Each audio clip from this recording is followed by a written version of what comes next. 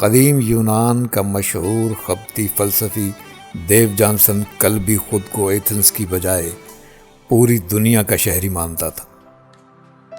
کیا دنیا میں سرحدیں کبھی ختم ہو سکیں گی؟ اصل میں تو انسان ایک آدم کی اولاد ہے اور ایک ہی خاندان اور حسب و نسب سے جڑا ہوا ہے، لیکن ساری دنیا کے شہری بھلا ایک جیسے مساوی حقوق کے حامل کیسے ہو سکتے ہیں؟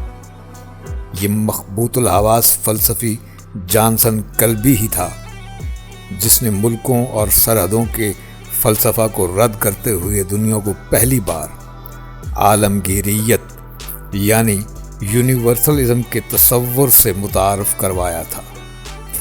جانسن کلبی کی عادات اور نظریات ایسے تھے کہ وہ آج زندہ ہوتا تو حکومت اسے پاگل قرار دے کر کسی جیل میں بند کر دیتی۔ حالانکہ ایتھنز بھی ایک پولیس اسٹیٹ تھی، مگر جانسن کلبی کو مکمل آزادی تھی کہ وہ جہاں چاہے گلی گلی میں اپنا کتا ساتھ لے کر گھوم پھر سکتا تھا۔ یہ ننگ دھڑنگ فلسفی اپنے کتے اور چراغ کو لے کر دن دہاڑے ایتھنز کی گلیوں میں نکلتا۔ سیانے لوگ اسے دیکھتے تو ہنستے اور پوچھتے، ارے نادان، دن کی روشنی میں چراغ لے کر کیا ڈھونڈ رہے ہو؟ اس پر دیو جانسن ہنستا اور کہتا، روشنی کہاں ہے؟ ہر طرف تو اندھیرا ہے۔ آج دنیا واقعی ایک عالمی گاؤں، گلوبل ولیج بن چکی ہے اور فاصلے تو ختم ہو گئے ہیں، مگر اندھیرا ہے کہ مسلسل بڑھتا ہی چلا جا رہا ہے۔ علم کے فروغ کے باوجود جہالت ہے، سائنس اور ٹیکنالوجی کا دورہ ہے، مگر ہر دل میں مادیت، تعصب اور نفرت بھرتی جا رہی ہے۔ آپ مہینوں اور سالوں کی محنت اور خون پسینے سے تعمیرات کرتے ہیں اور پر بھر میں انہیں جہازوں اور بموں سے اڑا دیتے ہیں۔ اس سنکی یونانی فلسفی نے یہ بات 3500 سال پہلے کہی، جسے وہ سال ہر سال تک روزانہ دہراتا رہا۔ اس کی بات پر کسی نے توجہ نہیں دی اور آج انسان اپنے ہی بنائے ہوئے ہتھیاروں کی بھٹی میں جل رہا ہے۔ ایک دن اسی جانسن کلبی نے گڈریے کو ہاتھ کی انگلیوں سے پیالہ بنا کر پانی پیتے دیکھا تھا تو اس نے اپنا پیالہ پھینک کر توڑ دیا اور کہا تھا، جو افعال فطرت سے ہم آہنگ ہوں وہ غیر اخلاقی یا گناہ کبھی نہیں ہو سکتے۔ یہ ان دنوں کی بات ہے جب کلاسیکی ایتھنز فنون لطیفہ اور فلسفہ سیکھنے کی افلاطون کی اکادمی اور ارسطو کی لیکیون لائسم کا گھر بھی تھا۔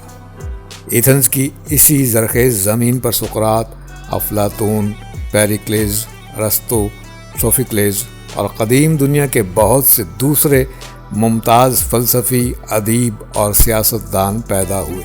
پوری دنیا کی دانش و حکمت پر قدیم یونانی تہذیب و فلسفہ کی چھاپ آج بھی بدرجۂ اتم نظر آتی ہے، اور دنیا کا کوئی ایک بھی ایسا فکر و فلسفہ نہیں ہے جس نے قدیم یونان کے فلسفیوں کے نظریات سے استفادہ نہ کیا ہو۔ سکندر اعظم مقدونیہ سے پوری دنیا کو فتح کرنے کا خواب لے کر نکلا تھا، جس کا استاد ایتھنز ہی کا عظیم الشان فلسفی ارسطو تھا۔ کہتے ہیں کہ سکندر اعظم ملک فتح کرتے کرتے پاکستان کے علاقے جہلم تک پہنچ گیا تھا۔ دنیا آج بھی سکندر اعظم کو الیگزینڈر دی گریٹ کہتی ہے۔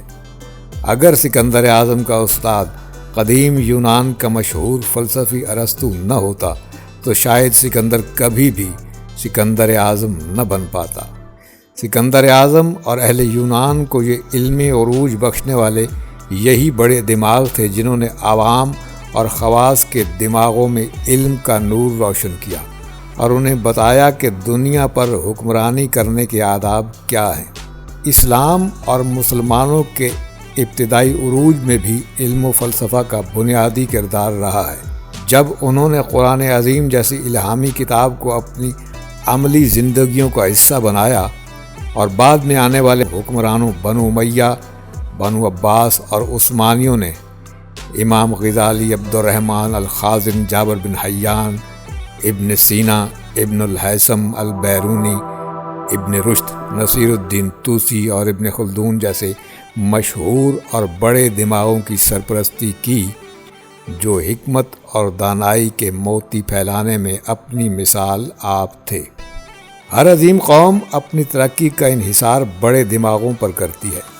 یورپ کا سائنسی انقلاب بھی اسی وقت برپا ہوا جب ان ممالک میں فلسفیوں اور سائنسدانوں کی صورت میں John Locke, Hegel, Karl Marx, William James Bertrand Russell, Galileo, Isaac Newton, Copernicus, Faraday, Marie Curie, Albert Einstein, Thomas Hardy اور اسٹیفن ہاکنگ وغیرہ جیسے بڑے دماغ پیدا ہوئے جو یورپ کی تحریک احیاء علوم کے برپا ہونے کا سبب بنے۔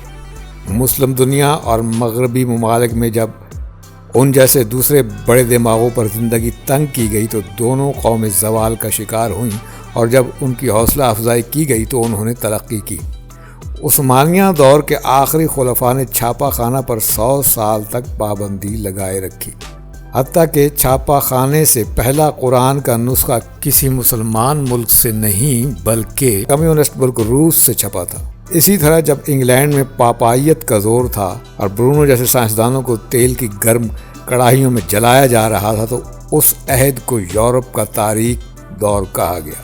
یہاں تک کہ بر صغیر میں جب مغلیہ شہنشاہوں کو علم و ادب سے دلچسپی نہ رہی اور عیش و عشرت کی زندگی میں پڑے تو اہل مغرب نے کیمبرج اور آکسفورڈ جیسی عظیم یونیورسٹیاں بنائیں، بندوق، توپ اور گن پاؤڈر جیسی سائنسی ایجادات کیں جن کے بل بوتے پر وہ بر صغیر پاک و ہند پر قابض ہوئے اور وہاں 100 سال سے زیادہ عرصہ تک شاندار حکومت کرنے میں کامیاب رہے۔ پاکستان کے قیام میں قائد اعظم محمد علی جناح اور علامہ اقبال جیسے بڑے دماغ شامل تھے۔ چین پاکستان کے 2 سال بعد سن 1949 میں آزاد ہوا، جس کی تیزی سے ترقی کے پیچھے بھی عظیم فلاسفر کنفیوشس کے نظریات شامل ہیں۔ جبکہ آج دنیا جتنی بھی سائنسی ترقی کر رہی ہے اس کو مہمیز دینے میں بھی یورپ میں واقع دنیا کی سب سے بڑی لیبارٹری سرن اور امریکی خلائی ادارہ ناسا کے سائنسدانوں کا ہاتھ ہے۔